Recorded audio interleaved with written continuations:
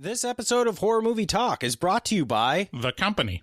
The Company has concerns all over the galaxy. We always do our best to provide Earth and its inhabitants with the highest quality minerals and ore to meet all your post-consumerist needs. The Company is committed to your safety and health as well as the safety and health of its employees. The Company, making a better tomorrow today. None of the sentiments or ideas expressed in this commercial are legally binding or true. All human rights violation allegations are untrue. Hello and welcome to Horror Movie Talk. An opinionated and accidentally funny horror movie review show. Go, go, go, go, go, go, go, go, go.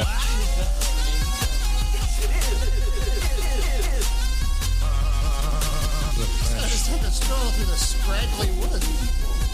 He had no face! Horror! Sabrina, don't just stare at it, eat it. New theatrical releases always get priority. But we also review older horror movies, both good and horrible.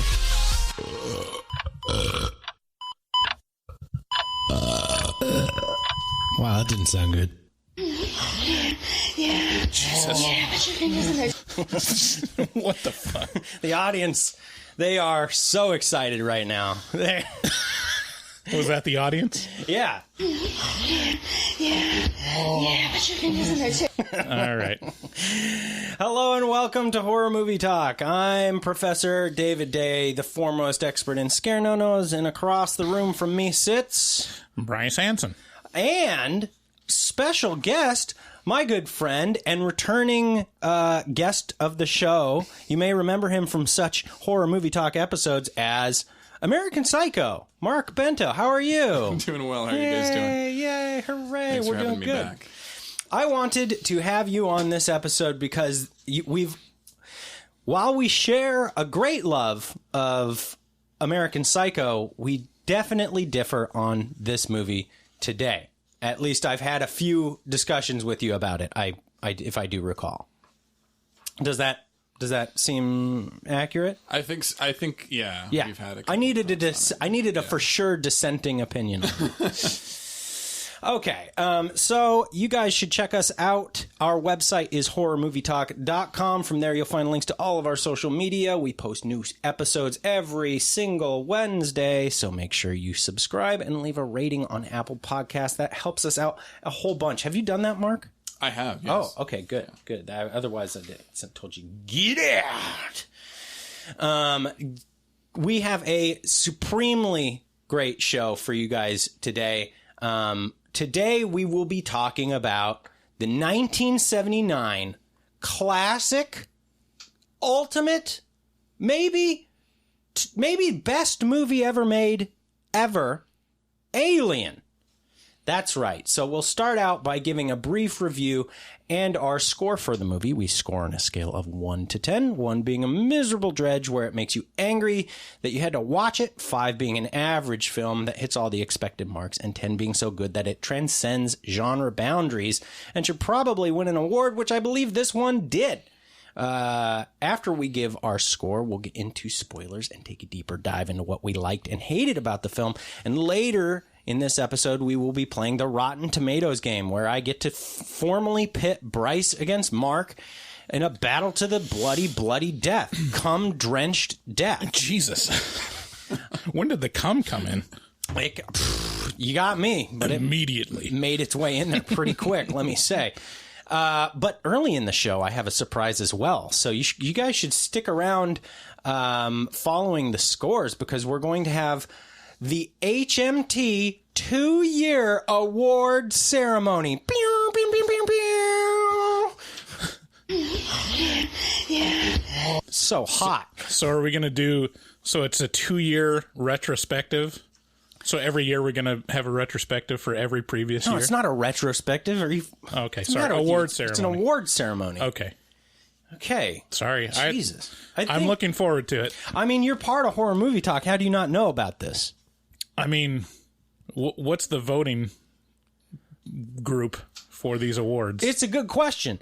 There's not a lot of... There's you, there's me, and then there's Brendan, and then that's pretty much all HMT. If you don't include Keith Harris, our Virginian blogger, but Or Dustin. or Dustin, right? But I mean, they're not. I mean, I love them to death, and I consider them part of HMT, but they're not core. Okay. You know, so that's. And you didn't get the award ceremony. You didn't do The ballot? I don't remember getting a ballot. Well, that would explain some of the winners. Sounds highly suspect. Would definitely explain some of the winners. So, first and foremost, let's get back to Alien. Alien is an incredible movie that did amazing things for horror, sci-fi, and cinema as a whole. It imagined an incredible amount of very real-seeming possibilities for space travel and contact with other life forms that impresses me to this day, despite being 41 years old. So let's get into the trailer. Oh, one thing you'll notice about this trailer, I'm going to talk over all of it. Okay. Because it's just mood in terms of audio. So, Alien is available for rent on Amazon and YouTube. I couldn't find it anywhere for free. Google tells you it's on Hulu. It ain't. Let's turn this down a little bit. There we go. Alien is the story of a deep space commercial towing vehicle named Nostromo and its crew, who are bringing a tremendous amount of ore back to Earth. There are 7 crew members, and they seem to be mostly blue-collar folk, with the exception, maybe, of the chief science officer named Ash. Ooh, it's getting spooky. Pictures of an egg. Gotta keep turning this down a little bit here. Sorry, we don't normally talk over the trailer. They are awoken from stasis following receiving a transmission from a nearby planet and are bound by their contract with the company to check it out. They discover some eggs near a spaceship crash site and end up with more alien than they bargained for. Okay. Alien is... my review for Alien is that it is one of the most impressive pieces of cinema in history. It set the bar so high for horror and sci-fi that I think it's still the apex for both. Every single aspect of this movie is carefully thought out and crafted to the highest of standards. And that's it. And at the end of the trailer, it says, "In space, no one can hear you scream," but I mean, they probably could if you were right next to them. Right? Mark doesn't seem... he's like, no. Maybe. Like, in the vacuum of space? I mean, you're right next to them. You're like in their ear. Well, if you're in the vacuum of space, there's no air to vibrate, so no. Yeah. What, do you think you'd be able to hear? Probably not. Oh, okay. No, but I'd be able to watch it, and I'd enjoy that. The setting of Alien is bleak and cold, very much like how space is very much unlike how space is typically portrayed today, with guardians gallivanting around galaxies and such. It's completely unforgiving and inhospitable in almost every single way. With Dan O'Bannon writing the story and screenplay and Ridley Scott at the helm as director, this is one of the most accurate and impressive imaginings of the far-flung future as I can find, with much of the tech they dreamed about being in use today. The xenomorph is, without a doubt, the coolest and most insanely diabolical biological life form ever dreamed up. Again, this is my review. These are my opinions here, people. While everyone is very familiar with the xenomorphs at this point, you don't get to see it almost at all in this movie. Certainly not as much as you probably think you remember seeing it, even though it seems, like you see it a lot. This may be my favorite movie of all time, and it is definitely the best horror movie in my book. So when you say much of the tech they dreamed up about is being in use today, what tech are you referring to? Well, they talk to the computer. They talk to Mother. It's basically OK Google that they're doing. Okay. You know, which granted, I mean, it's also the only other movie I can think of that maybe, that turned my OK Google on. So, that may also be a feature. I can't remember if 2001 Space Odyssey is before this or after it, but they also talked to Hal in that. I think 2001 was before this. It might be, but either way, impressive nonetheless. There's also, they also have, ultra massive computers that are, that weigh many millions of pounds and require tremendous amounts of energy to operate. So they got that right. Just like today. Yeah. Just like today.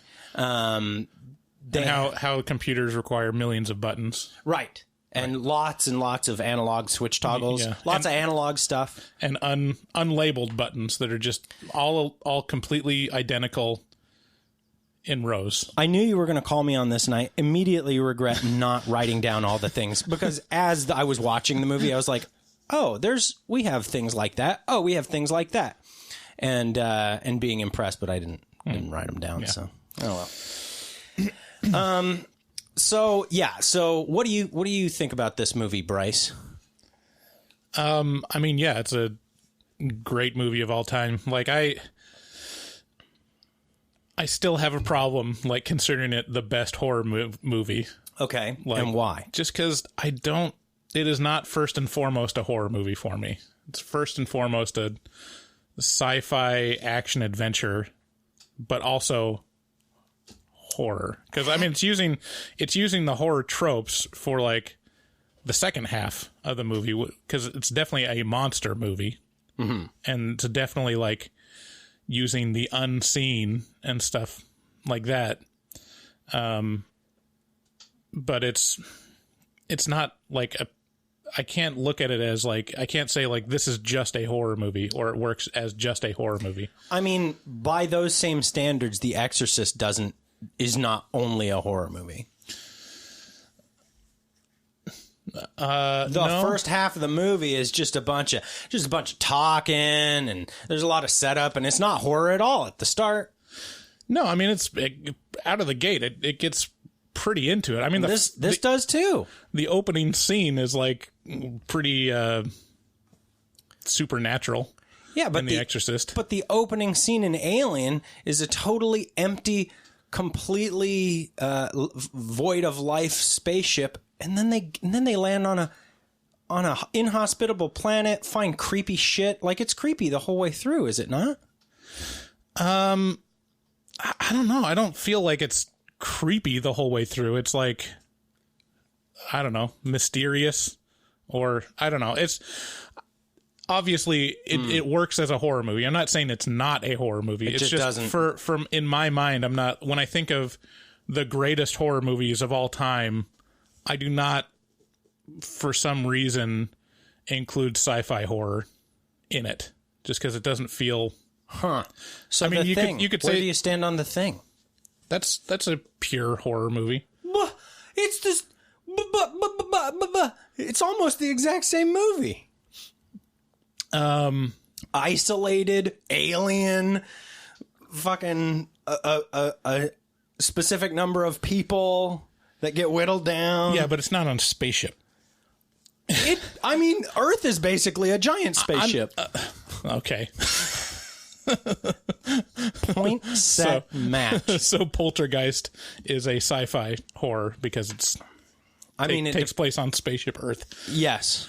I mean, I'm just all these horror or all these genre labels are pointless anyways. Yeah. It's all just like by feel. Yeah. Like when you talk about whether a thriller is a horror movie, it's mostly about feel. You look at Silence of the Lambs and you're like, yeah, that's a horror movie. But that's pretty much like any other thriller that involves a killer in it. So yeah, I mean, as I see it, when I think like best horror movies, I don't think about it. And I get that other people do. Obviously, when we had the 100th episode with Scariest Things, it was voted number 1. Yeah. Which is like, I don't know, it just feels weird to me to have maybe that's what it is. It feels like the majority of it is sci-fi. Contentious. It's like 75% sci-fi, 25% horror. If you don't shut your fucking mouth, I will kill you. Okay, Mark. What do you hang on. I can't believe that Bryce Believes Alien is a sci-fi movie before a horror movie. Mark, what do you think? It starts out on a fucking spaceship for like 20 minutes. And therefore, it cannot be a horror movie. Well, saying it's a majority sci-fi movie is not insane. The thing that I don't think they're mutually exclusive at all. Sure. How could they be mutual? Go on, Mark. I'm sorry for interrupting. No, the thing about, so for me, I kind of take Bryce's position a little bit on this, and I don't know why. I don't know what it is about the film. I don't have, some great, insight as to why I would consider it not as much of a horror movie. But I think it's maybe something to do with the fact that it's not such an open and closed book. The movie is so much beyond that, which is the story that's proposed to you. It's like they find, and in the later series, like they call them the engineers. So they just find this big alien guy, right? The company. There's a lot of things that are like have so much depth to them that leave you wanting more. But at the end of the movie, you're not like, I'm happy this movie's over and they won. It's a closed book, right? Yeah. It leaves you wanting to explore the world even more, which is exactly what I did at the beginning of the movie. I started off like kind of taking mental notes and was saying, okay, I did some really, really, really cool stuff. But by about the second half of the movie, I was just completely into it again because it'd been a while since I've seen it. And at the end of it, I was going through the alien.wikia, right? Like learning the different Wasn't things it like fun? that. It's a lot of fun. It's the most fun because the universe is built. I mean, like I said, it feels more like a universe that I want to like explore more of and like learn more about like the different things that are going on in it, rather than like I'm scared and happy to be out of it. It's kind of like vaguely like a Predator feel. Like I like, because the Predator does that a little bit too, where the main part of the story is still Predator versus the humans. But at the beginning of the movie, they show the technology, right? It's like, oh, by the way, he has this big space. Like that was not necessary to show, but because they showed that, it leaves me wanting to know more about the culture and the different the different history of the. So maybe that's why it feels a little more sci-fi esque, is because it's a little deeper, right? They just like they breeze over so many different things. Like, oh yeah, there's like this company, they're not doing, okay, that makes sense. But then there's this alien that's sitting on that's like built into that chair or whatever, that's 12 feet tall or something. They're just like, we don't even care about that. Like we care about more what's underneath. Yeah. And then the space jockey. Yeah, the space jockey. And then and then it was like, oh, there's like, oh, he's an android. At that point, when they, spoiler alert, they find out Ash is like an android, and they're like surprised and like kind of like weirded out by it a little bit. Yeah. Like they know they exist, but like, why would one be here? So it's like there's almost this weird little political world going on, and there's there's like way more depth to it beyond just the get away from the alien, right? Right. To me, you're absolutely right, and this is probably why I love this movie so much. I fucking love sci-fi. I mean, there's no denying that this is a sci-fi movie. But to me, the sci-fi and horror, they're not mutually exclusive. It can be a sci-fi horror. It can be a sci-fi action. It could be it could.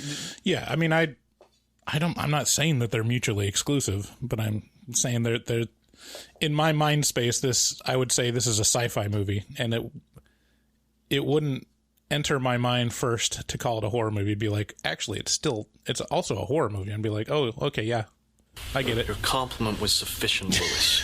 Thank you, Bryce. I've triggered David. So this is his favorite movie. So, well, I expected this from Mark. I just didn't expect it from you. I've expressed this before. I mean, yes, but maybe it comes from seeing Aliens and like the other ones, that as you learn more about the universe, you kind of see it more as. This is the biggest issue that Alien has, is it's following it. There are a bevy of great and terrible movies. Yeah. And not only that, lots of visuals that people associate to the original. They go, oh yeah, the alien.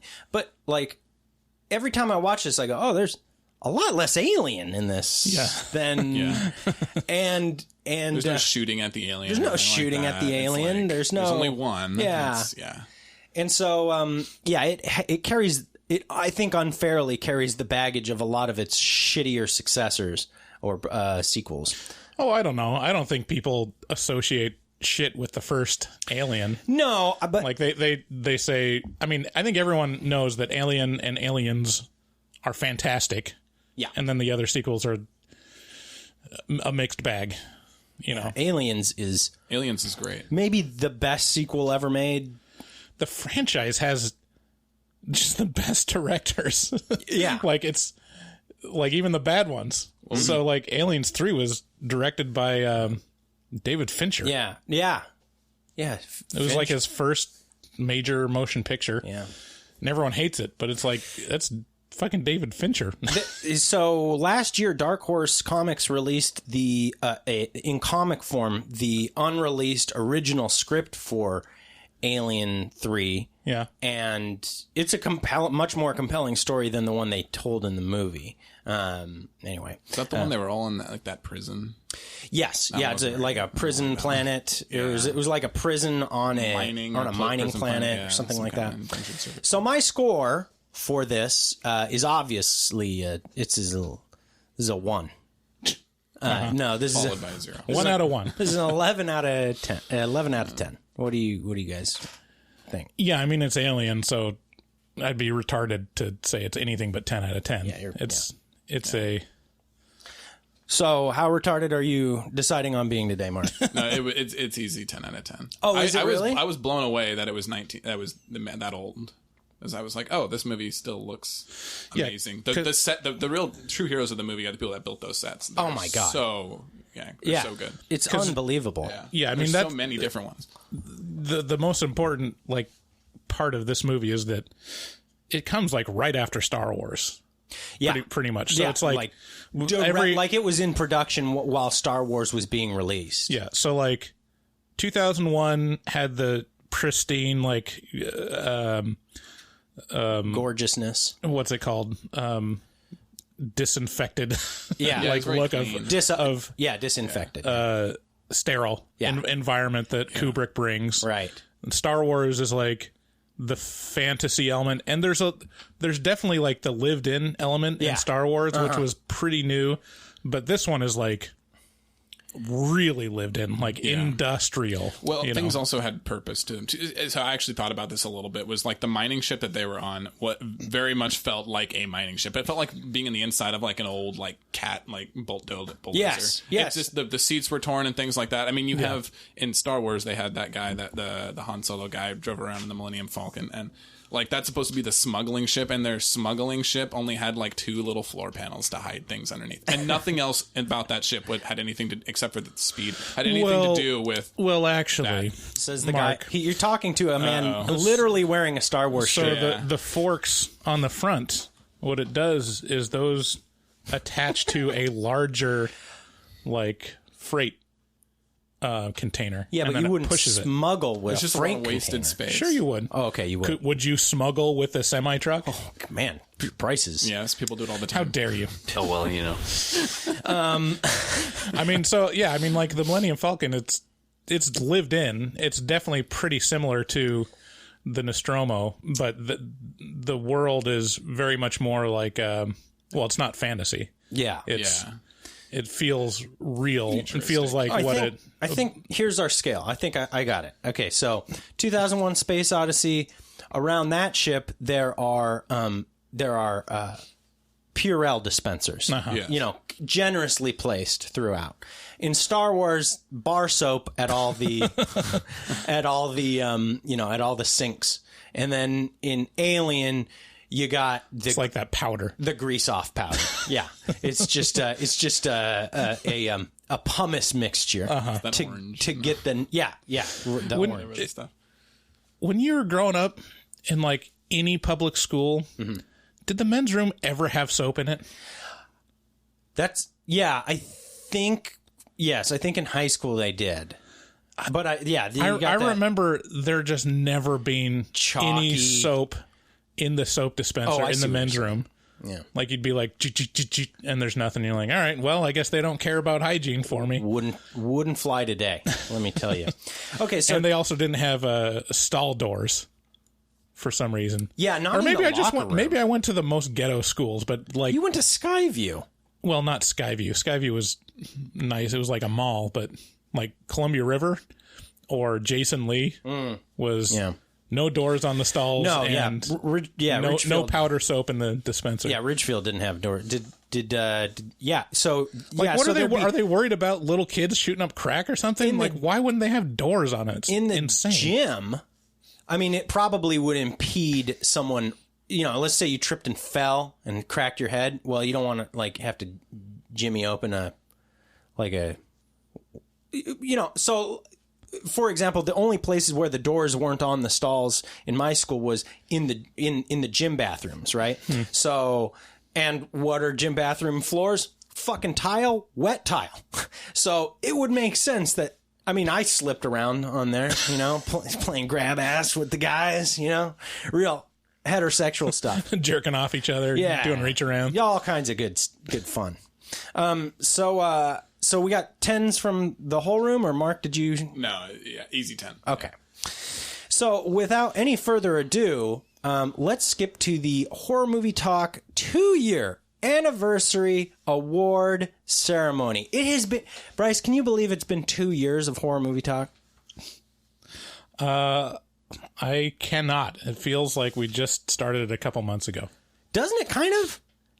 It feels like 6 months ago or something like that. Yeah, it feels, I definitely feel like I'm better at it, but not like a whole lot. No, we're not experts, but we've done over 100. Yeah, and we have all the drops to prove it. So I have a few categories here, and I'm just gonna run down them real quick. How long have you been preparing this? It had to be minutes. It's gonna be like last night. So you don't have any drops for this. This is just like our opinion of. Right. This is. We took a ballot and filled out the ballots. Right. So we have the best burp. The Horror Movie Talk Academy. Yeah. Voters. And the best burp award goes to me. That's pretty. I had some real rippers, but there was one in the Sleepaway Camp episode. Thank you.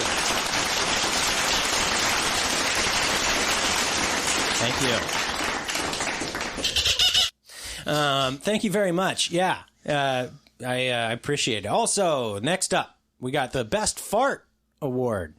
That definitely, obviously goes to me. I don't know that you fart at all.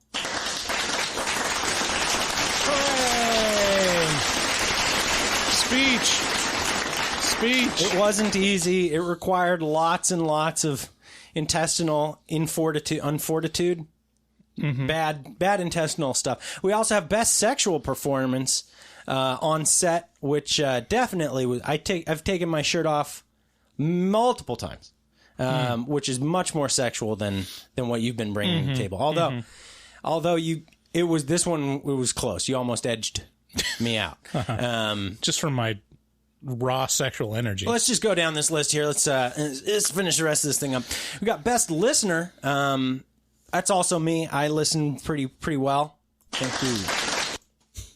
Thank you. And then we have Best Fuckboy. Definitely goes to me.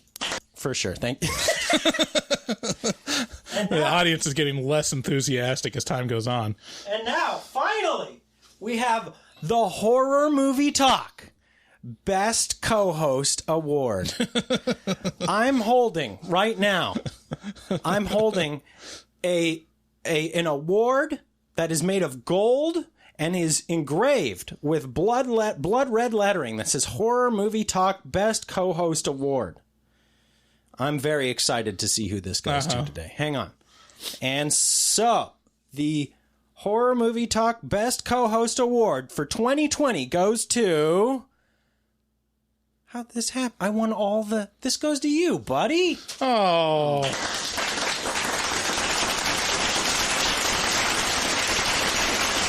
Oh, wow. It's even got the Is that the original font?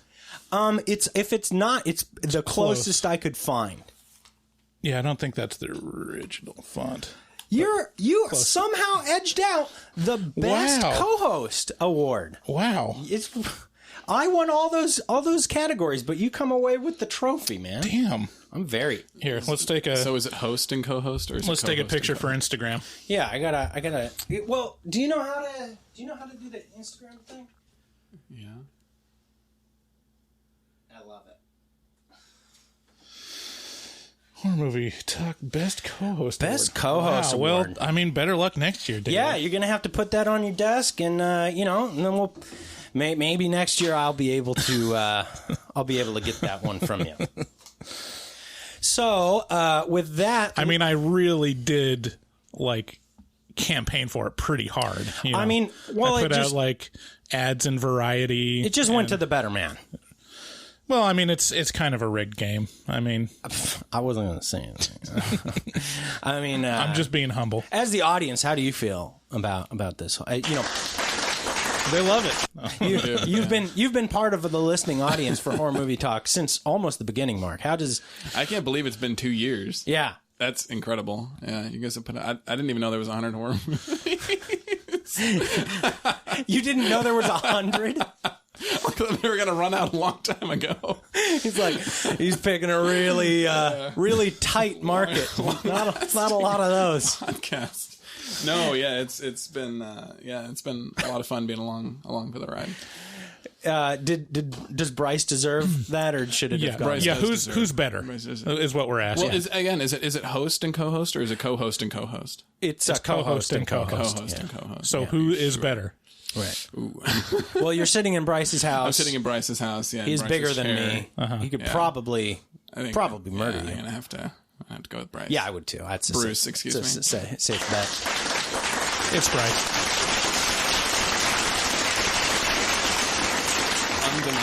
These people are shut the fuck up. Champa. So with that, you guys should check out our Patreon. That's a great way to support the show. We do produce a free show for you guys, and we appreciate every little bit of support that we can get, and Patreon is the best way to do that. So, and it's not for nothing either. We do produce a whole nother podcast that is available exclusively on Patreon, and there's other perks like getting to vote on one movie a month that we review with along with other patrons. There's I'll send you a thank you card. Get access to the production calendar. Get access to the production calendar and drops. Also, all the year-long back catalog of Afterpod. So there's a whole nother podcast produced by us that you can listen to a year's worth of episodes on. Mm-hmm.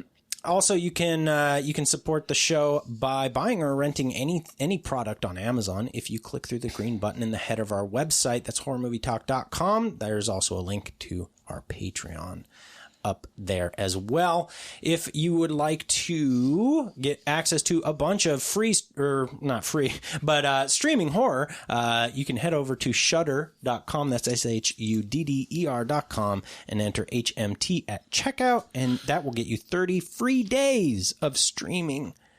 And goodness. A good way to support the show now is we have a shop on horrormovietalk.com. Huge. Right now, we just have stickers, fantastic stickers, by the way. They're really a very high quality. Mm-hmm. They're vinyl, got great fucking stick to them. We'll send Mark home with some because he's nice enough to be a guest today. Ooh. And soon to be t-shirts. Yeah, soon to be t-shirts. Maybe as of the release of this episode.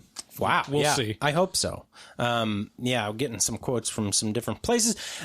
You can also check out our resident artist, Dustin Goebel, who is a professional artist who fucks so hard. He'll also take commissions for artwork from HMT fans. Contact him at dgoebel00. That's at DGOEBEL00. on Instagram and make your artistic dreams come true. Tell him HMT sent you. And show him some fucking love. I don't think we make enough of the fact that he's on Instagram and posts a lot of his art, and it's really great. You should just follow him and check out the art that he does. Yeah. And the commissions that he does. Because if you look at him, you'll be like, God damn, I would want to hang one of those. Yeah, this is like eye candy art, or like you know, the kind of stuff you look at and then you realize there's a bunch of little treasures within every square inch has like that what's the Cannibal the Musical one that he did, is there's so chock full of good shit in that picture that you know, even jaded people who aren't impressed by very much are going to be like, oh god damn, look at the fine stitching on the word dope. So buy stuff from us, support us any way you can. We sure do appreciate the help. And let's get into spoilers.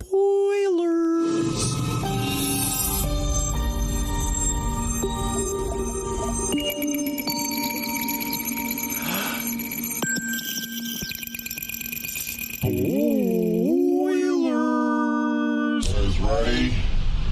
Rolling ready? Hey, ready. So yeah, did you guys watch Drain Addict? Did you watch Drain Addict like I told you to, Mark? No. You didn't? You sent me that like this morning. And I did not send you that this morning. I'm pretty sure it was. Why didn't you're uncomfortable by Drain Addict? I don't know what that is. You don't know what it is? No. You haven't been listening to the most recent podcast. You're not a super fan. Who the fuck are you? Well, I mean, the last episode wasn't that great.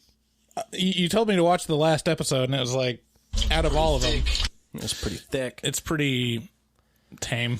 Yeah, but the only thing is, like, I would not want to crawl in that crawl space. Look pretty tight. Okay, first of all, yeah, he risks life and limb getting down way underneath this house, like near rib cage, like squishing levels, and then proceeds to have a water jet turn on with poop. And it's just, I mean, the poop's just going to fill the very small amount of air around you. It's going to be vaporized by this whole contraption or particulated into... Well, this one, there's been worse ones where he's under the house and jetting stuff to where it's like literally the sewage is a giant lake of poop right outside the pipe. There's the blockage.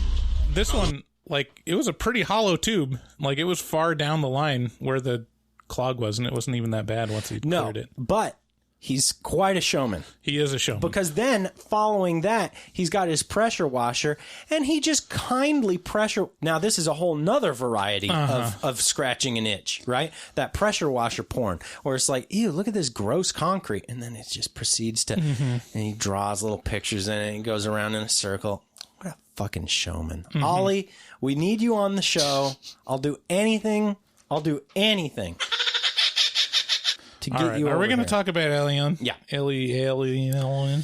So, I really do. I think, I don't know if Alien... It's definitely Alien and 2001: A Space Odyssey that really influenced my taste heavily as a kid. Like, I would watch them and be like, this is the coolest shit I ever saw. And because it was sci-fi and because it was fucking weird and exactly what you were talking about, Mark, earlier, where it's like, I need to know more about this. And in the 90s, you couldn't know more about it. There wasn't an option. It was just whatever was available at the video store. That's as much as information as you could get about it. There wasn't like... And comics. They had Alien comics back then, didn't they? They did, but they didn't answer questions. They were just action on paper, you know? And so... But you were even luckier than the people that had to wait from 79 to 86 or whatever the next one came out. Like, there was so much without any. I don't know when the comics came out, but without anything. But I really it influenced. Like if you're a fan of the show, you know, kind of I really enjoy all that bleak, cold, like gross feel or like hopeless feel. I really like it, and I think it's because of this movie and 2001. Yeah. Anyway, I mean it's so common now that it's not even, you don't realize how influential it is. Yeah, because you've got like movies like Underwater. Yes, which is it's basically stealing. Yeah, the whole motif. Yeah, and you're like, okay, yeah, whatever. And it's not interesting anymore. But looking at the original, you're like, yeah, I get it. Yeah, it's like, how did they come up with this? Yeah. Like, I think too many, like to your point, too many of the sci-fi movies nowadays, if they're space-based, there's people everywhere. It's anywhere you go. There's like these systems that are inhabited. Like there's a lot of space and there's a lot of nothing out there. And I think this movie does a great job of showing that. There's just black forever. There's no, I'm talking to this person. I'll be here in months and months. It's just, and like, especially in the Star Wars universe, I'm here. And everywhere you go, there's just, there's life. And that's not the way it is. That is one thing that I was curious about. Like, why do they have to travel so far to get ore? oh, what do you mean? Is there not plenty of ore in the solar system? I think they depleted the asteroid belt. I mean, I don't know, but I think any space travel is going to take a fucking long amount of time. Well, yeah, even within the solar system. This was definitely not in the solar system, though. This was outside, which means it's. I mean, not to be nitpicky, but the closest like sun is. Wait, wasn't it a moon on Saturn, though? Isn't that what it was? It takes years to get to, like, fucking Neptune. Like, years. Like, tens of, like, decades, probably. To get to, like, the outer reaches of our own. So the fact that they were doing, like, a couple weeks long, or months long of a stint traveling between places, and they're not even in the solar system. The solar system is kind of impressive. The closest star is, like, light years away. So if you were going the speed of light, it would take years. Right. So, but I mean, why? I mean, at I'm what just point saying, are you going to suspend your disbelief? I'm just saying, why didn't they just go to Pluto? Well, maybe they needed shit that wasn't on Pluto. You get to Pluto and they don't have fucking Nutter Butter bars, and then you're out of luck. You went to the store for Nutter Butter bars. What do you think ore mining is? What do you think? Do you think they just mine Nutter Butter? No, I think there's specific kinds of ore that you need, and if you for Nutter Butters. Okay, I get it. Right. There you go. All right.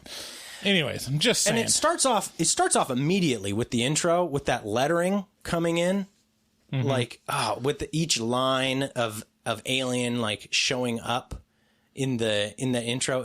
And I think that mirrored 2001 as well. 2001's intro was pretty. I can't remember exactly what it was. I think the intro is the docking, wasn't it?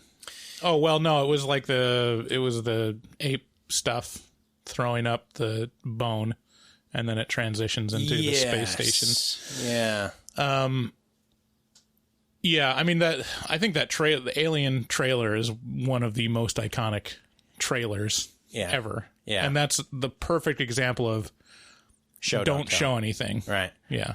Yeah, and exactly. The and then it transitions into that now completely iconic and fucked out spaceship flyby, like looking at the spaceship from underneath and here's some of it. When's it going to end? And I've been watching Spaceballs, which is riotously funny. Yeah. Like, it is so fucking funny. Yeah. And they do the exact same thing where they just, and that was what, in the 80s? In the late 80s, it's already been so fucked out that they got the like 90-mile long ship. Well, I mean, that was the trope set by Star Wars. And I almost wonder if they saw that in Star Wars and were like, that's pretty damn effective. Let's do that. Pretty cool. Yeah. Yeah. So, but now it's pretty fucked out, showing the scale. But it's great. Mm-hmm. Yeah, you did mention this, and this is something that I get into later, but we can just talk about it now because it's probably the right time. The sets in this movie are unbelievable.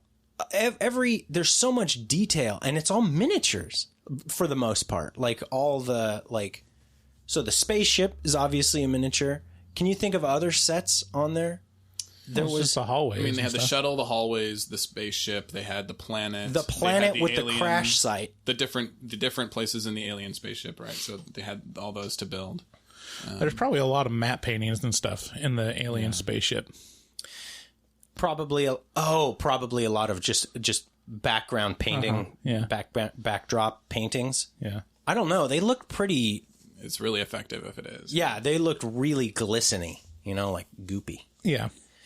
I mean, that's the thing. Like, the other major part of the appeal of this movie and just why it's great is probably like 30% of it is owed to H.R. Geiger.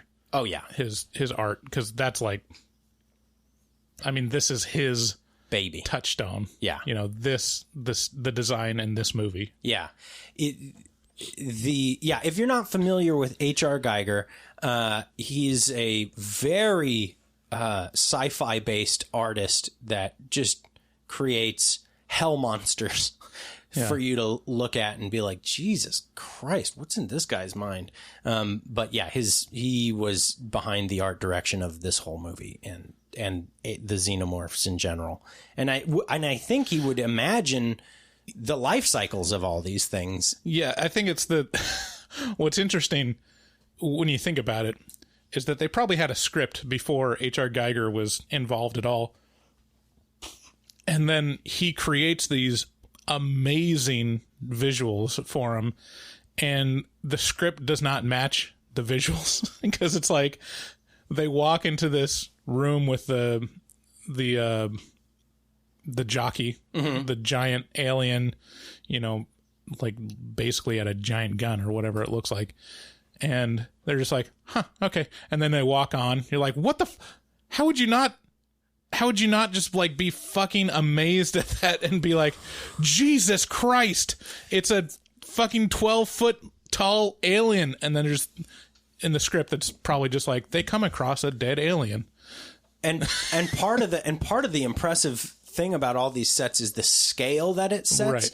Right. So when they're walking up to the spaceship, when they're walking on that planet where the spaceship crashed. Oh, I should mention before we get there.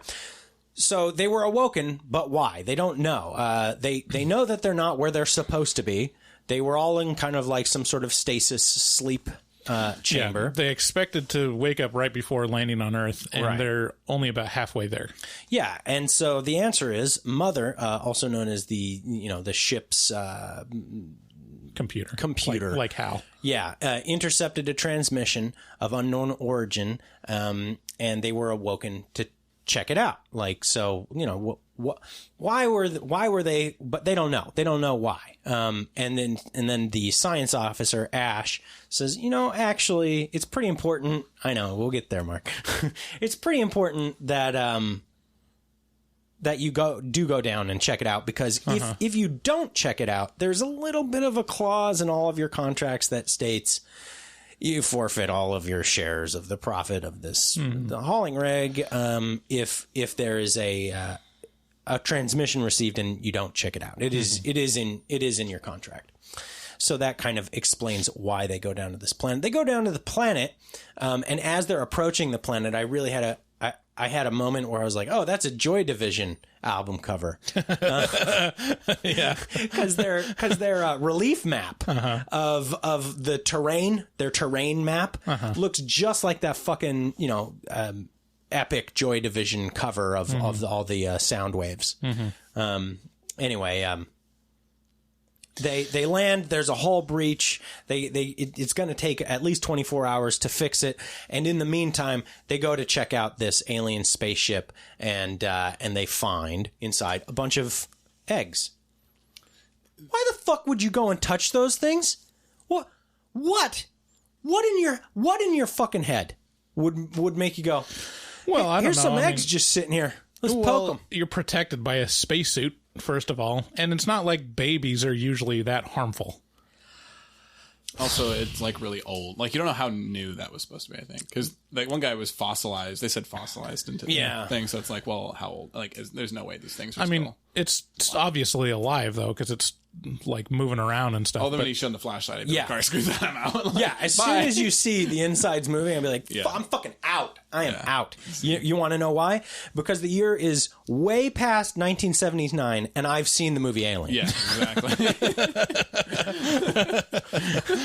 I know this does not end well. That landing sequence was kind of funny to me. I did have a chuckle at that because it reminds me of when you're on a plane, and someone told me once that when you're experiencing turbulence, the plane's only moving, like, 1 or 2 inches, not very much at all, but it feels like you're jerking around. No, like when it's that's not true. Oh, they were lying.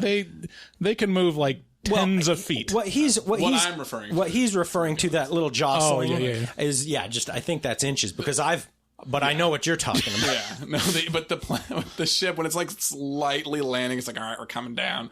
And it's coming down, and like it just barely touches, and then it shows the inside. Everybody goes, like, there's explosions everywhere. There's fire. It's just like, oh. They do not do a good job of setting up the hull breach. Like, they don't show the hull being breached. It's like they show the landing gear touching down, and you're like, oh, that's smart how they make the landing gear so it can touch down on weird rocks, and like, so they're safe. Boom! It just explodes. Boom whammy. That part was kind of comical. So something y'all should know about Mark, he's dating my cousin-in-law, who I don't know that she believes in space. What? Mark, does Becca... Is she a flat earther? No. But her belief in space, questionable. She's just screwing with us. No, I honestly think she's just screwing with us because she's like, no, I definitely believe in space. But sometimes it's like, is it really there? It's like, what do you mean is it there? Well, technically no, because it's space, but like... Oh my God. There's not a thing to be. It's just, it's really funny. It's funny. We were sitting around a campfire the night, social distancing, and I brought it up, and she's like, that's basically what she said. And I know she's just. Wow, don't let her see flat earth sites. Yeah. She's sounds like she's ripe for the picking for conspiracy theories. She's really intelligent, but she does say things like that make me occasionally go, you okay, Becca? Well, that's like a I can understand that idea. It's like a feeling like it in my gut. I don't really know if space exists because I have no That's frame exactly of reference. How she referenced it. Yeah. She was like, "No, I know, but I've never been there." Yeah. It's like why I'm scared of mentally retarded people because. I think if they touch me, it's going to be contagious.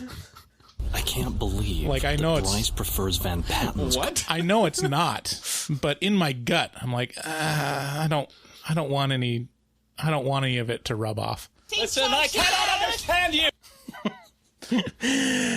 So it's settled. Becca believes in space. How you doing, Mark? I don't get that. I mean, so Bryce has a long-standing irrational fear of retard stink. You should have an episode dedicated. Not retard stink, just retardation in general, I guess. Go on. I mean, we've talked about it before. I don't want them to touch me because I don't want it to rub off. Okay, but you don't want it to I know rub it's off. not. I know it's not rational. I know it's not true, but still. Okay. Does space exist? Mark, do you have any thoughts on...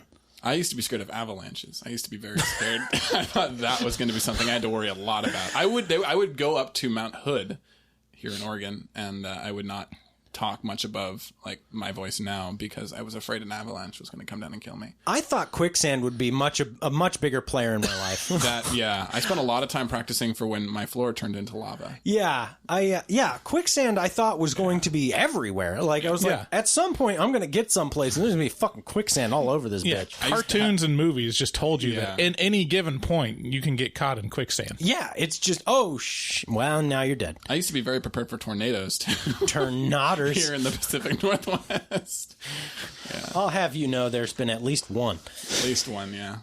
So back to Alien. So he touches the egg, and lo and behold, it's hostile to life in general.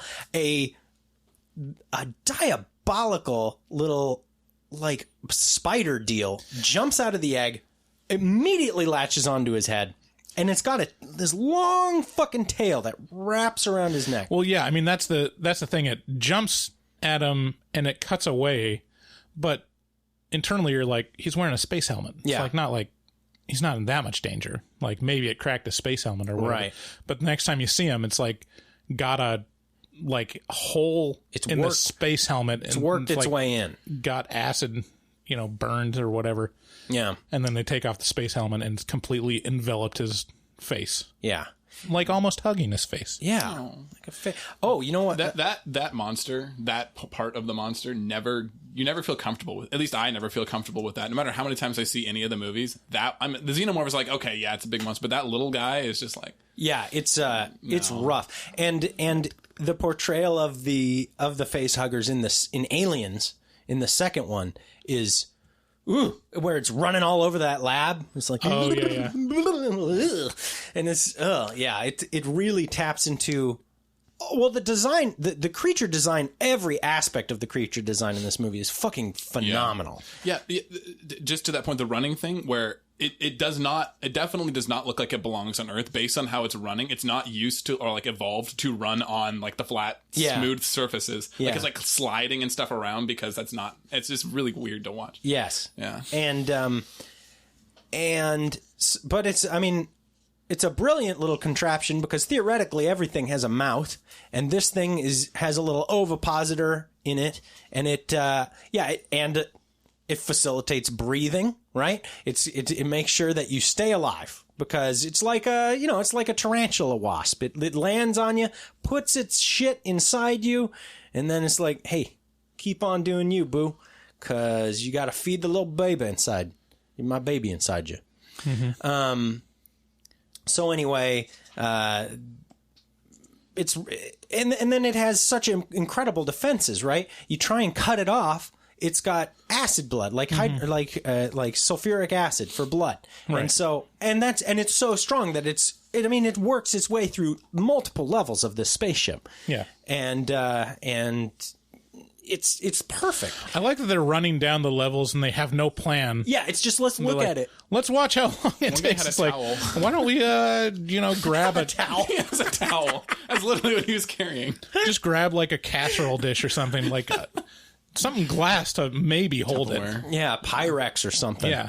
Pyrex is strong. It is, yeah. Well, I think that's where do you keep acid? I'm pretty sure you have to put it in glass, or Teflon is directly stops acid, most acid, and which is why if you go to the xenomorph Wikipedia, you'll find that it is hypothesized that the veins, at least the veins, if not the chitin, so the exoskeleton or the bones of aliens are made of some sort of Teflon similar substance,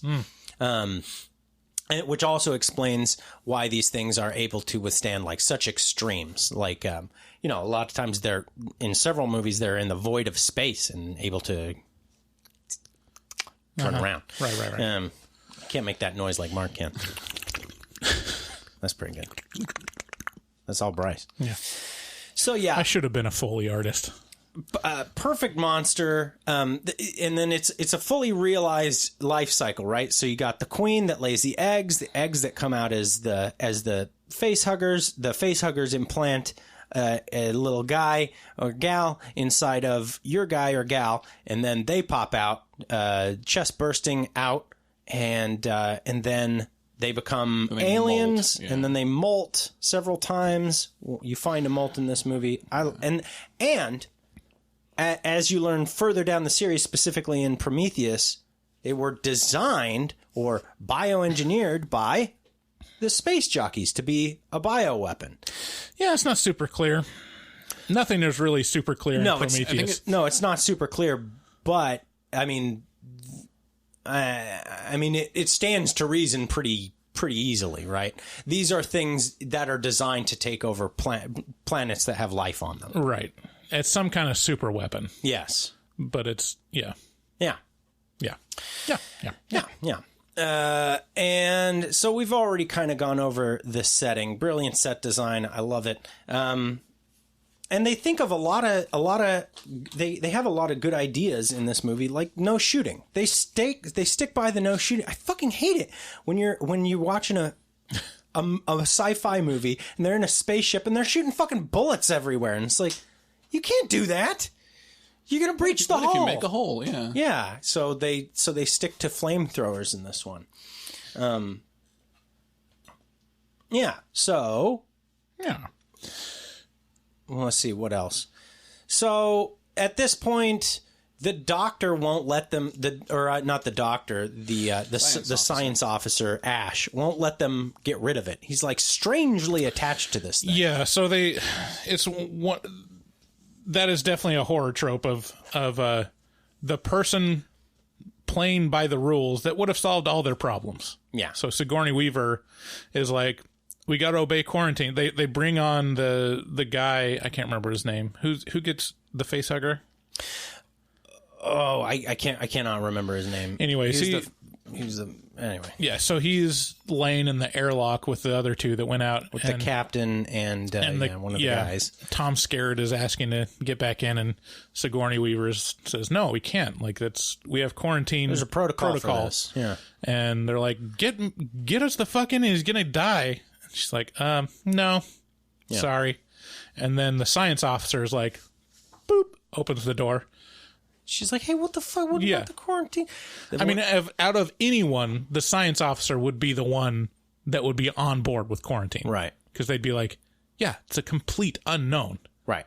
What this thing is. And so it's already like, why? You know, that's a really interesting thing, how they subtly make the science officer shady. Because the first inkling of it is, and it's subconscious, they're getting ready to go out and search this alien ship. Yeah. And he like volunteers, but then he gets to just sit in a chair and look at the video feed, and you're like, huh. It's when you see other people doing all the work and some guy just sitting in a chair being it's a little overlordy. Yeah, it's like, you just kind of minorly noted, like disrespect him for not doing his hard work, right? And then later he's like kind of, making his own decisions and not following protocol, and you're like, this guy's kind of an asshole. What's wrong with this guy? I don't trust him. Yeah. And then it takes a while for it to ramp up before it makes it clear that there's something going on with this guy. He knew. We can't stop here. This is bad country. But he really wanted to stop there because it was bad country. So, I mean, at this point, you realize it takes about halfway through the movie to get to the chest burst scene. It's a good ways into this movie. I always forget how long the lead in is. Yeah, it's a pretty slow movie. There's not a lot that happens. Like it's very much world building, setting the mood. Yeah. And it does that effectively. But if you're like someone that's not into that, this is going to be a pretty slow movie for the first like 3/4 probably. Yeah. And then I always have these moments in this movie where I'm like, they could have, like, if you just cut it here. Just do this. Which is, so the first one is obviously the one you just mentioned, which is like, don't let them in. Just obey quarantine, like what we're doing. And then the second one is, okay, so you fucked up, you let the guy in, and then you fucked up again. You let the face hugger get away. It bursts out his chest and runs away. It's the size of a large rat at this point. Yeah. Just go to your stasis room, close the fucking door, make sure there's nothing in there, make sure the space is void of Henry or whatever his name is, and then go to fucking sleep. He can't get any bigger if you don't feed him. Well, but he does. But he does. I don't know how he does that. That's the one part that's like doesn't. It kind of sets off your movie logic brain, because it's the size of like a cat, and then you see it the molted skin, and the next time you see it, he's the size of a full-grown human man. Yeah.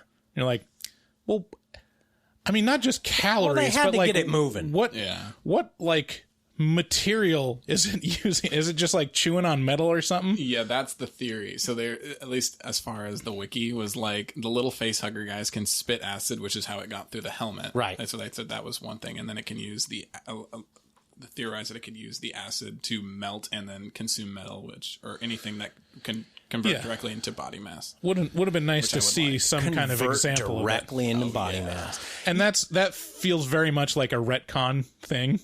Oh yeah. Like they're like, that doesn't make any sense. We'll explain it now, like 10 years later. But in the movie, they didn't know. They're just like, well, now it's big. But it's very cleanly retconned. Like to me, it is.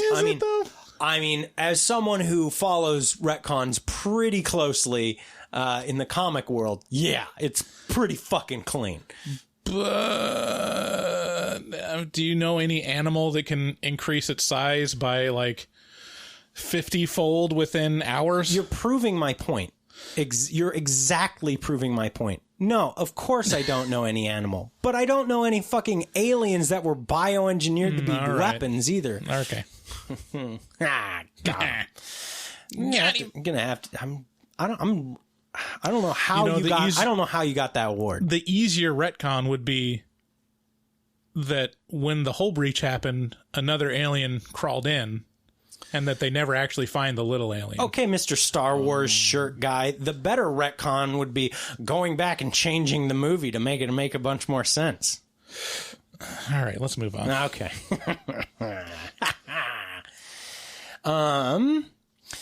So then they add a bunch of cool little suspense building things, namely the motion tracker that keeps track of micro changes in air density. And so now we have this but then Sigourney Weaver points out, like, that's kind of bullshit. Like, that doesn't. I don't remember that. I remember it's a little too convenient that he has like a tracker and when he's like explaining how it tracks him, it's like change in air density. It's tuned to that specific alien because they knew it already. I don't know, but yeah, I mean, it wouldn't surprise me. Ash was a devious motherfucker, and he's a robot, so he could. Yeah, he could probably work it out a lot faster than anybody else. He's pretty sneaky. He's sneaky enough to even be a robot. He was even in the little hibernation chamber. He didn't need to be there as a robot. And yeah, he was undercover. Yeah, that's a good point. Where it's clear that they were never meant to find out that he was a robot. Yeah. They were very surprised. Yeah, and so spoiler. Yeah. well, we're in spoilers. Yeah, it's okay. Yeah. So then we have our first kill. One of the guys is looking for the cat. They're looking for the alien. They accidentally released the cat, and now they got to find the cat because, well, it could give us a false positive for trying to find this alien. So now we got to wander around looking for the fucking cat, Jonesy or Jones. Jones. Yeah. And he goes into the chain room, the room where they keep the chains in the water, and he gets eated. And this thing, it primarily only uses the coolest part of its body to kill people, which is its little mouth inside its mouth. Mm-hmm. The old redundant mouth. The old slap you around mouth. Yeah. I wish my dick had that. A dick inside my dick that was like shot out of my dick and was like, surprise! Like a dog. Yeah, it really, the ultra pregnancy guaranteer. Just go right into the cervix. Right up the fallopian tubes. Surprise, bitch, how'd that feel? Tickle your goddamn ovaries. Tickle your uvula. Yeah. I mean, one of the things that made this movie really effective is it barely shows the alien. Yeah. Like, the best shot is at the end, the very end. Yeah. I know what you're talking about. But there is one shot where they full on show the alien that is actually kind of comical and probably the worst scene. Boo! Yeah, where he's in the vents and the captain is... He gives the jazz Tell hand. us, Mark. Tell us. Walk us through it. I can't really. The gal is on the radio and she's like, "You gotta get out of there!" And he puts down his flamethrower because that's what I would do. And he starts to climb down the ladder, but then he climbs back up because he's going the wrong way or something like that. Well, he's getting a lot of conflicting information. And everything's they're going back and forth. They're like, it's above you, it's behind you, it's all around you. And then he like looks over. and then the alien is like kind of pops up the side vent. It's like he does jazz hands. Yeah, he gives him the old jazz hands. He's doing a little Fosse. Yeah. I finally found the drop that I was looking for. Okay. You smell that? Retard stank. That's for Bryce. Yeah. So yeah, he gets the jazz hand death, and at this point, I'd like to point out that the goop in this Alien movie and in many of the successive Alien movies was achieved by melting down condoms. Literally. That's really. Oh, I've heard that. Yeah, they couldn't get like a clear kind of goopy substance to act like viscous enough. They couldn't get it to be quite sticky enough to really slather all over the alien. And so what they ended up doing was melting down condoms, letting it cool a little bit, and then smacking it on there. So this thing's basically, I mean, he's good to fuck. You know? He's protected. Yeah. So yeah, Dallas gets it. The Maybe that's why the acid doesn't burn him. Oh, right. Exactly. Yeah, because he's protected. So at this point, we learned that Mother, the ship, says that the crew is expendable and the life form is top priority because Sigourney, she takes over as acting captain. She has direct access to Mother, and she learns that top priority is get this thing home. You guys are all just whatevs, and then we get. Ash starts getting the milk sweats, and that part where he's like, milk was a bad choice. He's always drinking milk. Milk was a bad. And then he starts hurting Weaver, starts whacking her in the. Well, he just like appears in the computer room, and he's like, it's kind of weird, man. He's like, he's pretty sneaky. So he knocks her out, and then he rolls up like a newspaper, and he's like jams it in her mouth. Yeah, that's so weird. It's like, I'm just gonna cram this newspaper in your mouth. Because he goes really slow. It's not even doesn't even make sense for a movement. I get the impression that the pressure he's applying is substantial. Yeah, but wouldn't you just stab quickly instead of slowly lowering the rolled up magazine? I mean, I don't know. This is tech from hundreds of years from now. Are you going to question its intelligence? The tech is a rolled up magazine? No, the tech is the robot. He's made the decision that this is the best weapon available. Sure. There's a flamethrower on the ship, but newspaper. Yeah. Or, just strangling someone. That's usually pretty effective, too, if you have super strength. Yeah. Or just snapping their neck. No. Rolled up newspaper. It does. I mean, the scene is still tense for me. Like, well, yeah. There's something about people putting shit in your mouth. I don't like it. Yeah. Maybe that's your deal. But, well, it's off-putting. Yeah. I don't like that. You don't like it either? I don't like it. Yeah. You don't like people putting stuff in your mouth? No, I prefer it. Okay. Yeah, and so then he gets bonked in the head. Ash gets bonked in the head, and he has the biggest, creepiest spaz fit you'll ever see. Like, his spaz out is really, really gets to me. So then we get in the shuttle. Sigourney's the last one left. And then she drives away after evacuating the alien out the. Oh no, she thinks she's getting away. She explodes the ship behind her. This big explosion. And then she looks around the room. She goes to like fiddle with the gauge knob here or there, and there's the alien hidden in the tubes. Yeah. They're almost perfectly camouflaged. Not even tubes, just kind of like in a recess. Yeah, and it's like, it reaches for her with his jazz Yeah, for hand. some reason now the alien is super, super slow and sluggish. Yeah, it's really docile. Yeah, he's Maybe he's just full. he's got all the time in the world. That is one other point that was kind of ruined the suspension of disbelief. She does the self-destruct countdown is 10 minutes in a giant labyrinthian industrial like fortress. Like 10 minutes countdown. But by the way, you only get 5 minutes because you can't shut it down after 5 minutes. I'm like, that's not enough time. Well, not enough time for this scenario. But I mean, look how long it took him to detach the ship. Like feels like not enough. Like, why not 60 minutes? I don't know. Well, I mean, theoretically, it's an emergency, so you gotta move fast. Why would it be an emergency to blow up the ship, though? Because if you escape... Well, maybe there's a fucking alien on board. All right, well, I'm just saying. Okay. But that was a great moment where she's trying to shut off the auto-destruct, and it's like 1 second too late. Yeah. It's like, God damn it. God. It's like the Spaceball scene. Have a nice day. Have a nice day. Thank you. Thank you. Yeah, and then my final note on this is space explosions don't work that way. Things don't explode in space. They implode. They go...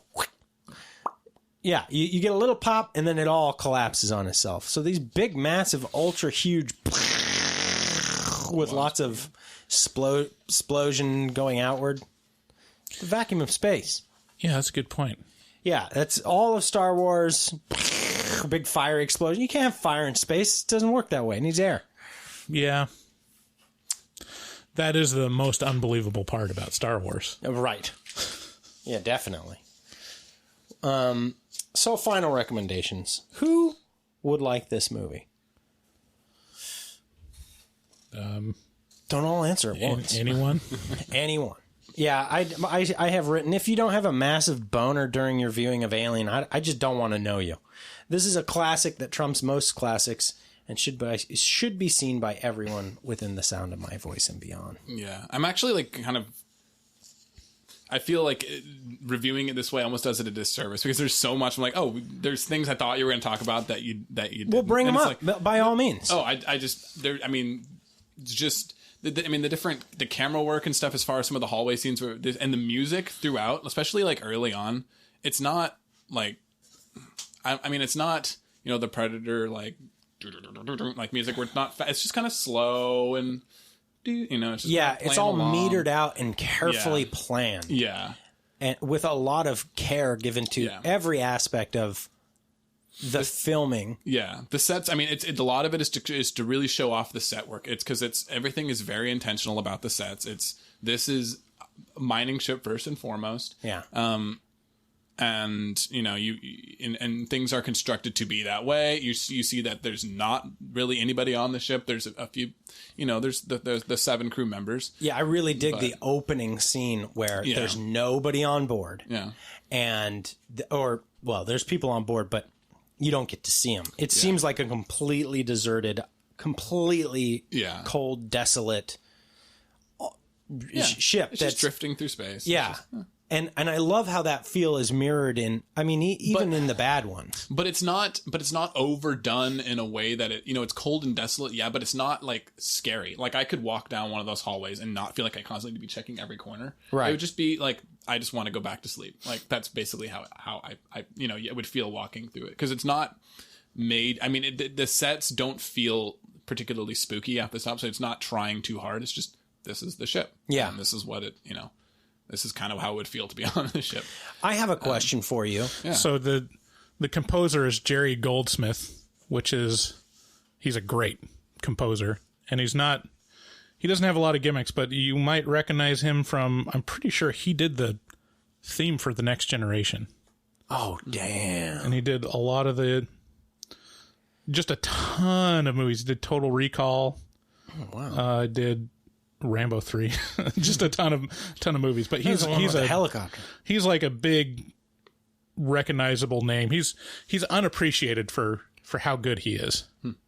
Yeah, I mean, the music in this is dead on. Yeah, you hear sets up sci-fi movies for the rest of time.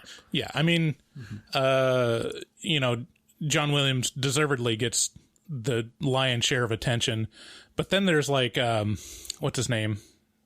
Who's John Williams? Is he Star Wars? Yes. Okay. I don't know. Okay. These are people you pay attention to. I don't pay attention to and then composers. the composer of Bryce looked like Hands. Looked like he didn't want to touch me. Let's just say that. I'm just shocked that you don't know who John Williams is. I don't know composers at all. Okay. At all. God, what's the one composer that I keep thinking of? He did like Man of Steel, and everyone has a boner about him, and I hate most of the stuff that he does because it's fine, it's good, but it's not the best movie soundtrack. It's like him making cool music that's really repetitive. Yeah. But like Jerry Goldsmith and John Williams are old school. Like they make music that fits perfectly. Yeah. For the theme of anyways. Did you have other things that we didn't talk about that you kind of wished we would have, Mark? Not really. I really like Ripley as her character is so. It's it's a character that is not overemphasized as hi. I am this. I'm not trying to like check boxes. Just she is the strong character that comes out of the movie. I think it can be a little obvious someday or these days when they're trying to. It's to the point where it's almost a little cringy when you're like, hey, this is look at this strong female character we're putting out here as like, hey, this is a selling point. It's like it's not like Ripley's not like is not like you never hear anything. She's just Well, that's the counterpoint for whenever people say like we need more strong female characters in movies or superhero movies or sci-fi movies, and people just say, well, you have Ripley and you have what's her name from Terminator that are Sarah badass, Connor, which is true, but I mean at the end of Alien they do have Ripley in her underwear, so it's not completely pure, and it's glorious. Yeah, it's great. Hers is way too small and the guy's is way too big. What do you mean? Well, they didn't know about like trunks back then. Yeah, Mark really wanted to see the outline of their balls. Yeah, I just needed the compression. Yeah, just like Under Armour needed to be around at that point. Yeah, what's happening? I feel like I have no idea. Boxer briefs are old. No, maybe it's just me. I don't know. Okay. I felt like I would just constantly be like, I can't see what I'm doing, but like walking, trying to in a way to make sure my shorts were not falling down. Your butt crack wasn't showing? Yeah, you're talking about boxers. Yeah. Boxer briefs are more compression. Yeah. Oh, boxers are just like shorts. They were too, Yeah, there were. Yeah, I wear boxers. I hate boxers. I don't like boxers. Why? What do you guys wear? It's too loose. Yeah, boxer briefs. It's just more contained. I don't like my junk being pressed up against my butt. Like I wear boxer briefs to run because less chafing. I'm a big guy, and my thighs they do touch, and so I need the boxer briefs for running, but. I could not handle. It's got to be free and breezy up there. No, I just don't like my balls sticking to my leg all the time. Yeah. Well then, why are you wearing boxer briefs? It's pushing the balls up against your leg. It lifts and separates. Yeah. I got way too much balls then. I cannot. They cannot be. Or maybe I have way too much balls. Maybe you don't have enough balls if they're not bothering you by sticking to your leg. But that's the exact issue. When you got the boxers, they can just dangle, and they're flapping. Yeah, they stick to your leg. Yeah. No, they don't stick to your leg. They're maybe this is a hair issue. Maybe this is a sweat and hair issue. It could be. I just don't think your balls dangle enough. Oh, they're fucking dangling. We touch water, bro. I have the longest balls of anybody you'll ever meet, and don't let anybody say otherwise. They call them old long balls. The composer that I was trying to think of was Hans Zimmer. Oh, yeah. Hans Zimmer gets so much love. Yeah. And he's great. I like his music, too, but it all sounds the same. Who's the fellow that did Lord of the Rings? That was... I feel like he only had to do those and then he was done for his life. Well, yeah. Also, back to the movie. Am I the only one that was like uncomfortable at the scene? You know, so they're getting the coolant. They needed the coolant for the shuttle, something to do with the oxygen.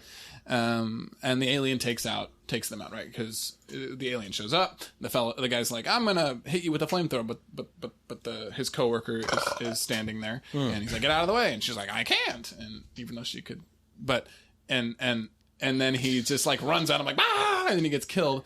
And then the tail scene that is just kind of like creeping up, like this. I'm just like, "Oh!" You don't like screaming out of my chair. Oh yeah, like, it's molesting her with a tail. Very weird. Yeah, it's I was kinda... just like, this is a little strange, but well, it wouldn't be a. I think that was more to show off the tail because they hadn't shown the tail there. Yeah, but why is it coming up between her legs like? I don't know. I was a little. Yeah. Lord of the Rings, weaving its way up there. Lord of the Rings music was composed by Howard Shore. There you go. Okay, that's all I had. So with that, final recommendation, you should definitely watch Alien. We all agree. Watch it. Definitely. Yes, and with that, absolutely. Let's get on to the Rotten Tomatoes game.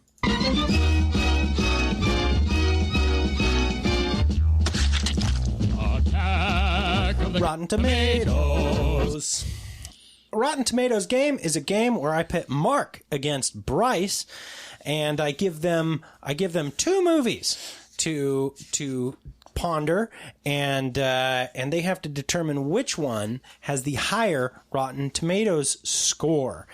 We have 5 pairings, and today's theme is obviously Alien. So our first pairing is, and this is the Tatometer score. This is a critic score, not the audience score. Okay. So our first pairing is, and I do these in descending order. Okay. I know. It's getting that time of day. So our first pairing is obviously Alien versus The Thing. John Carpenter's 1982 The Thing. Are we guessing the actual score? So if you get the score dead on, you get 5 points. Okay. But otherwise otherwise you just get 1 point for being the closest. I'm going to say Alien wins, and I'm going to say like 92. 92. Okay. And Mark?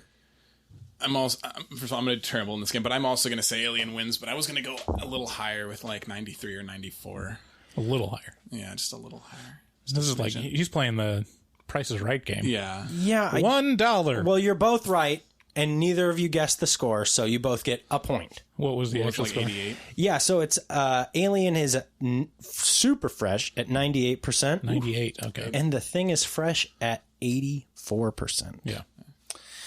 Okay, our second pair. You both are on the board with a point. Our second pairing is Aliens versus The Exorcist. Ooh.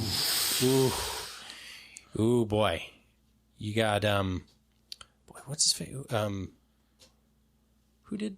Bill Paxton? No. Yeah, I mean, yes, obviously, but I'm the director. Game over, man. The director. Game over. Aliens. I can't remember his fucking name. Yeah, but fuck. He's gonna drive me out. Avatar. James. The Abyss. James Cameron. Cameron. Jesus. Yeah. Okay, so we got James Cameron versus the other guy. Yeah, the guy who did The Exorcist. William Friedkin. Oh man, that's really hard. That's a hard one, huh? I think The Exorcist might edge it out just because it's like the ultimate horror movie and still like acceptable to critics. And, it's the best horror movie of all time. And then Aliens is fantastic, but it's tainted by the fact that it's more of an action movie, and critics aren't. They're too snooty to like give a action movie perfect score. But Okay. I'm gonna say The Exorcist probably barely edged it out. Take your time. Like 97. Okay. And Mark? I was going to say Exorcist 2, but I was going to go lower at like 91 or 92. Okay, well, you're both wrong. Oh. Aliens is super fresh at 97%. That's what I said. Aliens at 97. No, that's not even remotely what you said. Well, we can go back and review the tape. Yeah, we certainly can. And The Exorcist is only fresh at 83%. Wow, that's unfortunate. Percent. Doesn't even kind of come close. It's embarrassing. Wow. So now we have our third pairing. You both have 1 point. Alien 3 versus Poltergeist 2. Diabolical. Okay. Now, have you seen Poltergeist 2, I have Mark? not. Have you seen Poltergeist? No, I haven't. No, you haven't. No, I Wow, haven't. you gotta watch. We got Poltergeist. some homework to do. Yeah. Remind me, Poltergeist 2, it's not the one in the skyscraper. It's they move into a different house. No, I believe it is the skyscraper. It's the skyscraper one? What's to Poltergeist 3 then? to be honest with you, I can't recall. Don't look it up now. Well, I'm just looking up an IMDb. It's not going to have Rotten Tomato score for it. Mark, would you like to take a stab at which one has the higher score? The higher score. Alien 3 versus Poltergeist 2. I'm going to say, is Poltergeist 2 good? Neither of them are renowned for being great. No. No, Aliens 3 is not very good. Or Alien 3 is not very good. I'm going to go with Poltergeist 2 Okay. at like 54. Okay. All right. Good to know. Way off. Good to know. Where's my phone? And so, Bryce, would you like to clarify which... So yeah, I don't think Poltergeist 2 is the one in the skyscraper. Okay. And it's actually a pretty good follow-up because it's got like one of the creepiest villains. The bad guy. With all the teeth. The old preacher guy. Yeah. Yeah, I'm going to say Poltergeist 2. Did you guess the score? I did, but I think I was way off He based said on David's 54. reaction. Oh, no. Yeah. I'm going to say like 72. Wow. You're both wrong. What? And in order to win, you got to guess different from each other because you're both tied at a point. Well, not if we get the score completely right. Right, that is true.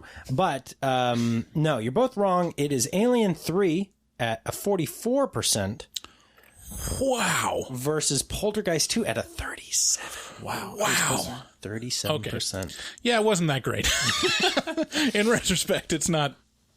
Probably, it wouldn't be fresh. Okay. All right. Last one. This is where we pull ahead. There's two more. There's two more Okay. pairing.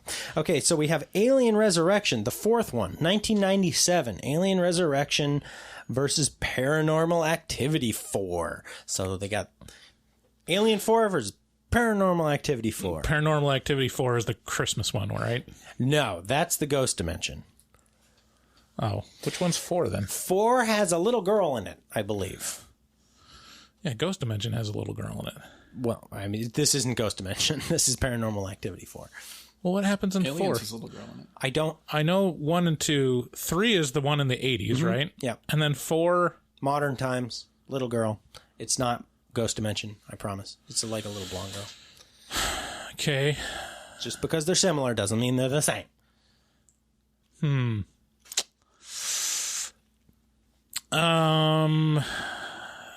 Wow, this one's hard too. What was the setting for Alien Resurrection again? Yeah, they were on a spaceship, and it was a prison spaceship, if I recall. Was it prison? There was a bunch of cells, and the guy who played Hellboy was in it. I can't remember his name. The guy who actually played Hellboy in the Hellboy movies. Ron something. But yeah. Okay. And then there was a crossbreed alien, an alien that was a that was like a... Yeah, because at the end of Aliens 3, Ripley jumps into a vat of lava with like the chest burster coming out of her. And this one she's cloned in. Yeah, they got her DNA from the lava, Yeah. but they couldn't really separate the alien DNA from Ripley DNA, so she's That's technically right. she is technically a crossbreed. Good memory, man. Holy shit. Most disturbing death, if I'm remembering this right, Yeah, you are. the one where The hull. the hull gets breached and like the baby alien is sucked out from like a little bullet hole. Yeah, it gets all his whole body ripped apart. Yeah, that was disturbing to Yeah, me. it was pretty intense. I'm gonna say Resurrection gets it, and it's probably not fresh, but it's close. It'll be like 55. You can tell that Mark plays poker because he's all into my reactions. He's very pays a lot of attention. Okay, Mark, what do you think? I'm gonna go with the other one. You gonna say Paranormal Activity 4? Activity 4. And what are you giving it a score? Paranormal Activity 4. I'm gonna say. I'll be honest. I haven't seen any of the Paranormal Activities either. Okay. So I know they have their ups and downs though. Yeah, that is certainly true. Going to say that it is based on how you've paired these before in some of your history. They're usually similar scoring. So if Bryce is saying that, I'm going to say that it's going to be somewhere around just 60. So, an unprecedented thing has happened. One of you has actually guessed the real correctly. And one of you gets 5 points. Ooh. And who do you think it is? I think it's me. Yeah, it's Bryce. Yeah. Bryce guessed Alien Resurrection at 55%. Nice. And he is correct. Paranormal Activity 4 is not fresh at a 24. Oh, no. Yeah. Okay, wow. Okay, so 6-1. You can pull out a tie. 7 because he got the movie. No, you get as well. 5 points for the... If he guesses the score, but he also got the right movie. It's just 5 points. Oh, okay. I'm running this shit. All right. Okay. So, and then our final pairing is Prometheus. I believe it was 2008, I think, versus Sinister. I enjoyed Prometheus. I'm just going to say Prometheus. Okay. And what would you like to score it at? What was that? Probably 72. Okay. I'm going to say Sinister. Okay. And I'm going to say it's probably like 63. Oh my God. Right on the... Okay, so a very weird thing happened again. This is even weirder. Mark guessed Prometheus at a 72. Uh-huh. Prometheus got a 73. Oof. Sinister, Bryce guessed Sinister at a 63. It's a 64. So Bryce is wrong. It did not score higher. But Mark almost fucking almost took it. I mean, you almost tied him. Dang. You almost tied him. That was a great ending round. Wow. But I didn't get a... But Bryce is the best co-host of the and also the winner of the Rotten Tomatoes.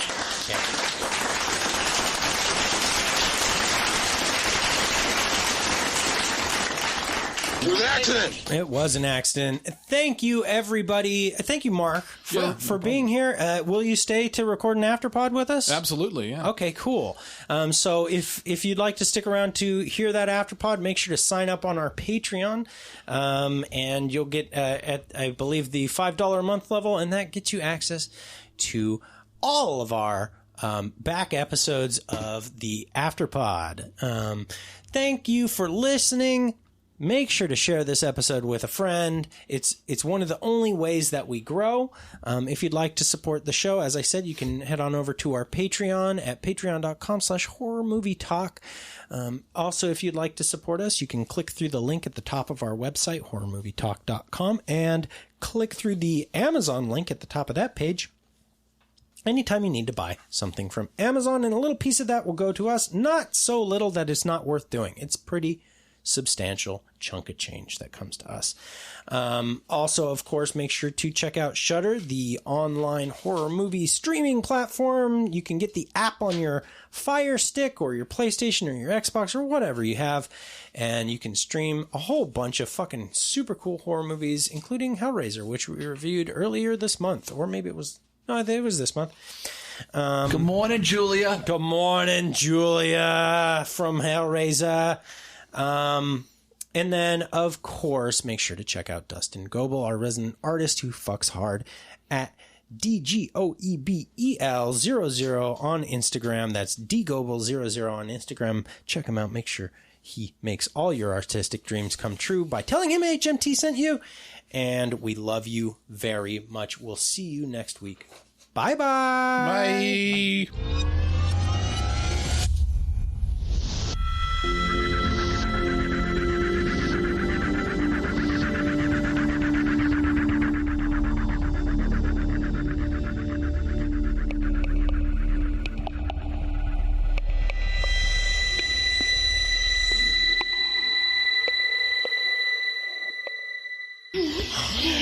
Yeah. Put your fingers in there, too. Put your fingers with this dick in there. Yeah. Stretch that little pussy. Yeah. Finger me while he's fucking me. Yeah. Oh, yeah. Oh, yeah.